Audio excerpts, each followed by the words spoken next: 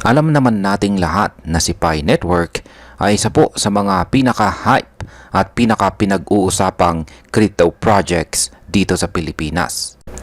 Mula sa pagmina gamit lang ang cellphone hanggang sa community-driven vision ng decentralized finance, marami sa atin ang umaasang balang araw aakyat ang halaga ni Pi at magiging susi sa ating financial freedom.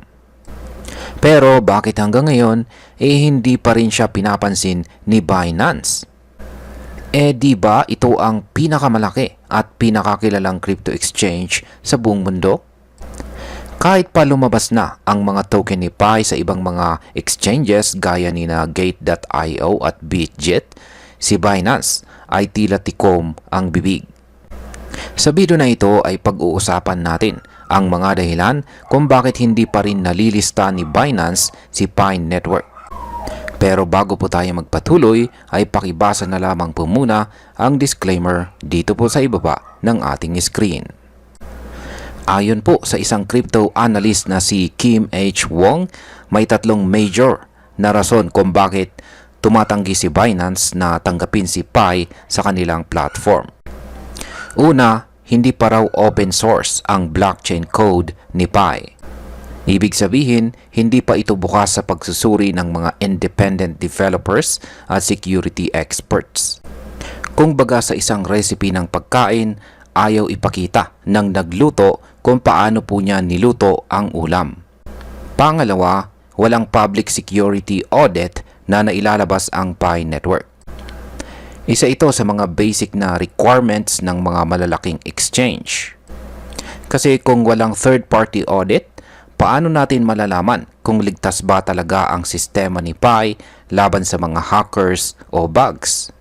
At ang pangatlo, ayon po kay Wong, posibleng hindi pa rin nagsasubmit ng formal request ang Pi Network team para malista kay Binance.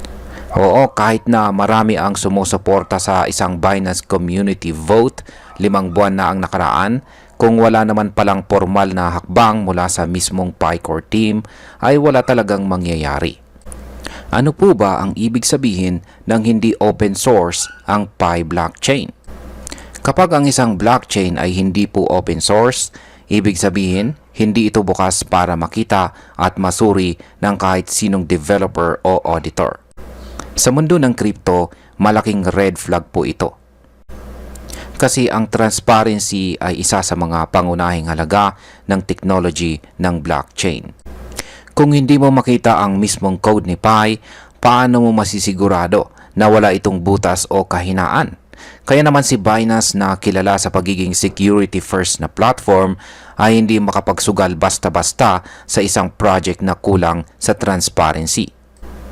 May security audit na ba si Pi Network?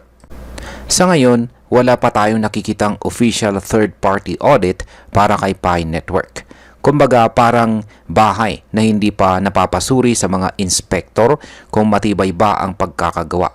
Delikado yan, lalo na kung milyong-milyong tao na ang umaasa dito. Isa ito sa mga tinitingnan ni Binance bago nila isama ang kahit anong crypto token sa kanilang platform.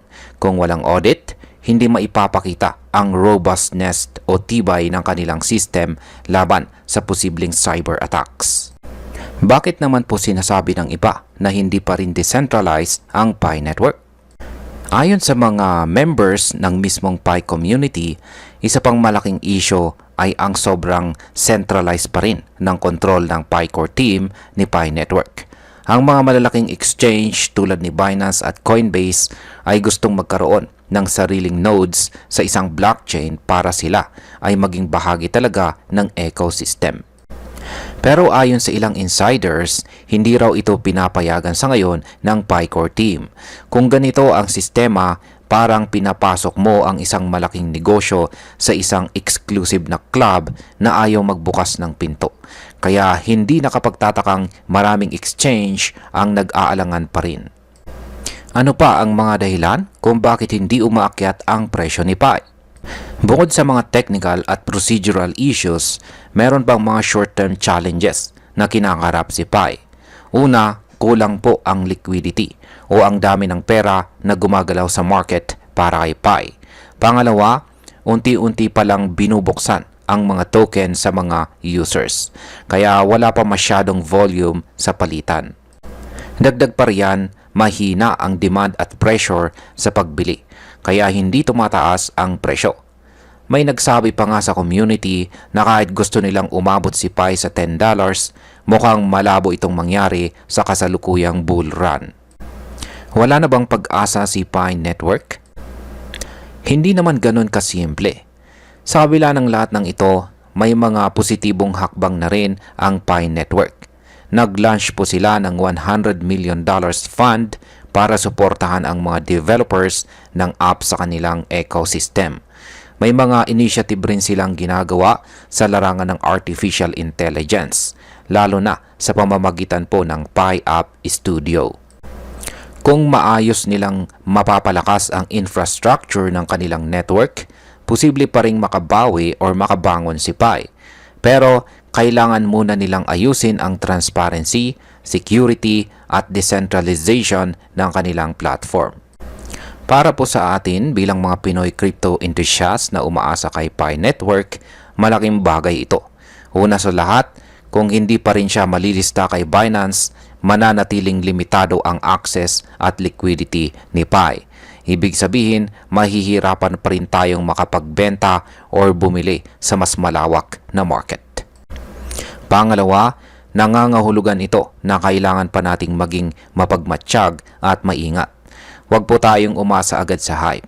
Mas mabuting intindihin muna natin ang technical realities ng isang crypto project bago natin ito i-hold o ipagpalit sa ating mga naipon na halaga. At bilang panghuli, ang masasabi ko naman tungkol dito ay ang Pi Network ay isang napaka-ambisyosong project na may napakalawak na community. Pero hindi po sapat ang bilang ng users para maabot ang tunay na tagumpay sa mundo ng crypto.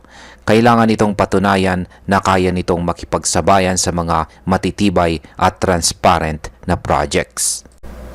Huwag tayong mawalan ng pag-asa. Pero huwag rin tayong maging bulag sa mga red flags. Ang success po ni Pi ay nakasalalay hindi lang sa dami ng minero, kundi sa integridad ng technology at tiwala ng buong crypto ecosystem. At ayan, hanggang dito na lamang po tayo sa video na ito mga ka-crypto. Marami pong salamat sa panonood. Ingat po tayo lagi at God bless po sa ating lahat.